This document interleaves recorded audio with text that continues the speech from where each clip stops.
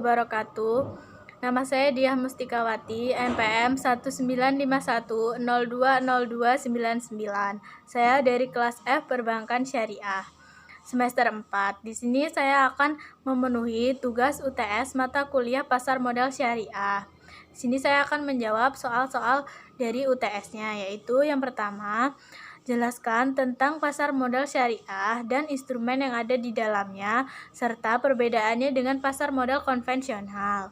Nah, pasar modal syariah adalah kegiatan dalam pasar modal yang diatur dalam Undang-Undang Pasar Modal, yaitu kegiatan yang bersangkutan dengan penawaran umum dan perdagangan efek perusahaan publik yang berkaitan dengan efek yang diterbitkannya, serta lembaga dan profesi yang berkaitan dengan efek. Nah, semua kegiatan tersebut sesuai dengan prinsip-prinsip syariah. Nah, penerapan prinsip-prinsip syariah ini tentunya bersumber pada Al-Quran dan hadis, di mana ada larangan terhadap setiap transaksi yang mengandung unsur ketidakjelasan dan instrumen atau efek yang diperjualbelikan itu haruslah halal. Lalu, adapun instrumen di pasar modal itu dikelompokkan menjadi 3. Yang pertama ada sekuritas aset. Sekuritas aset yaitu instrumen yang meliputi bentuk penyertaan musyarakah yang mewakili modal tetap dan hak pengelola, pengawasan manajemen, dan serta hak suara dalam pengambilan keputusan. Lalu, ada penyertaan mudharabah yang membeli modal kerja dan hak atas modal dan uang namun tidak meliputi hak suara atau pengawasan atau pengelolaan. Lalu yang kedua ada sekuritas utang, yaitu instrumen yang berupa penerbitan surat utang yang terjadi atas transaksi jual beli atau sumber pendanaan sebuah perusahaan. Yang ketiga ada sekuritas modal, yaitu sekuritas atau bukti kepemilikan modal dalam bentuk saham dan perusahaan emiten yang terdaftar di pasar modal syariah. Lalu adapun instrumen di pasar modal yang diperjualbelikan di pasar modal. Yang pertama ada saham syariah. Saham syariah merupakan bukti penyertaan modal kepada perusahaan dan dengan bukti penyertaan tersebut pemegang saham berhak untuk mendapat bagian dari perusahaan tersebut. Nah, konsep penyertaan modal tersebut dengan hak bagi hasil bagi perusahaan merupakan konsep yang tidak mengandung unsur ketidakjelasan. Lalu ada sukuk. Sukuk merupakan efek syariah berupa sertifikat atau bukti kepemilikan yang bernilai sama dan mewakili bagian yang tidak tertentu. Lalu yang ketiga ada reksadana syariah. Reksadana syariah adalah reksadana yang beroperasi menurut ketentuan dan prinsip syariah Islam, baik bentuk akadnya antara pemodal sebagai pemilik harta dengan manajer investasi. Lalu, apa sih perbedaan pasar modal konvensional dengan pasar modal syariah? Nah, instrumen yang diperjualbelikan di pasar modal konvensional itu tidak sesuai dengan prinsip syariah, sedangkan di pasar modal syariah itu harus sesuai dengan prinsip-prinsip syariah.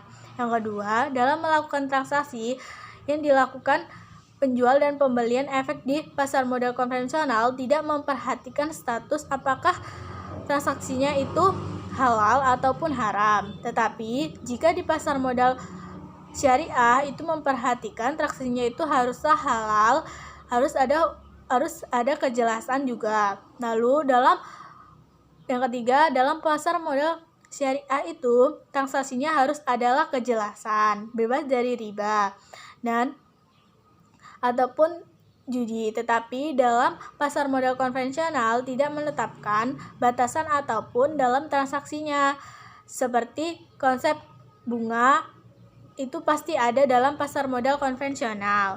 Lalu soal yang kedua yaitu sebutkan resiko yang ada di pasar modal syariah dan bagaimana cara menanggulanginya. Nah, resiko di pasar modal syariah itu sendiri yang pertama yaitu resiko daya beli.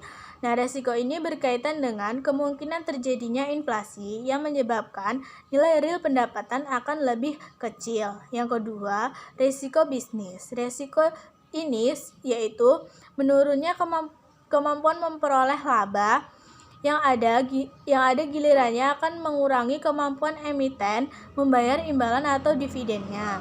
Yang ketiga, ada resiko tingkat bunga. Resiko ini terjadi karena tingkat bunga berjalan tidak searah dengan harga-harga instrumen di pasar modal. Nah, resiko ini akan menurunkan harga-harga di pasar modal. Nah, yang keempat ada resiko pasar. Resiko ini terjadi karena perubahan psikologi di pasar yang menyebabkan harga-harga surat berharga itu pun menjadi anjlok. Nah, yang kelima, resiko likuiditas. Risiko ini berkaitan dengan kemampuan suatu surat berharga untuk dapat segera diperjualbelikan tanpa mengalami kerugian. Nah, adapun cara menanggulangi resiko-resiko tersebut. Yang pertama, investor harus memahami resiko investasi di pasar modal syariah guna mengetahui kemungkinan terjadinya fluktuasi harga untuk kedepannya. Yang kedua, investor mencari atau memilih jenis investasi yang memberikan keuntungan dengan jumlah sekurang-kurangnya sama dengan investasi yang ada di sebelumnya. Lalu yang ketiga, investor di pasar modal syariah harus memposisikan dirinya sebagai rekan bagi perusahaan yang siap berbagi laba dan rugi. Nah, yang keempat, investor harus tahu waktu yang tepat untuk menjual dan membeli efek yang diperjualbelikannya. Lalu, soal yang ketiga yaitu bagaimana syarat menjadi investor di saham syariah. Nah, yang pertama yaitu mendatangi perusahaan sekuritas yang memperdagangkan saham syariah di Bursa Efek Indonesia. Nah, yang kedua, membuka rekening efek terlebih dahulu. Syaratnya yaitu KTP, NPWP, halaman depan buku tabungan, serta dana untuk membuat rekening efek tersebut sebagai deposito tabungan, deposit dana. Nah, yang ketiga, pastikan telah terkonfirmasi sebagai investor.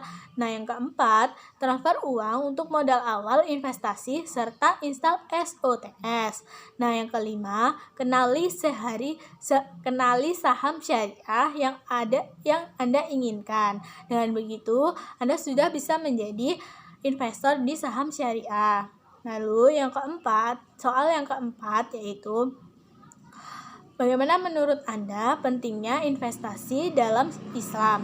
Nah, menurut saya investasi dalam Islam itu sangatlah penting karena dalam ekonomi syariah sendiri investasi sangat dianjurkan dalam kegiatan bermuamalah. Gunanya untuk apa? Gunanya untuk menjaga harta yang kita miliki menjadi produktif dan memberi manfaat pertumbuhan perekonomian umat Islam. Serta investasi berbasis syariah ini pun memiliki prinsip halal, yaitu terhindar dari riba dan gharar. Jadi memiliki manfaat di dunia ataupun di akhirat. Jadi sangatlah penting untuk berinvestasi dalam Islam. Sekian jawaban yang dapat saya sampaikan. Kurang lebihnya mohon maaf. Wassalamualaikum warahmatullahi wabarakatuh.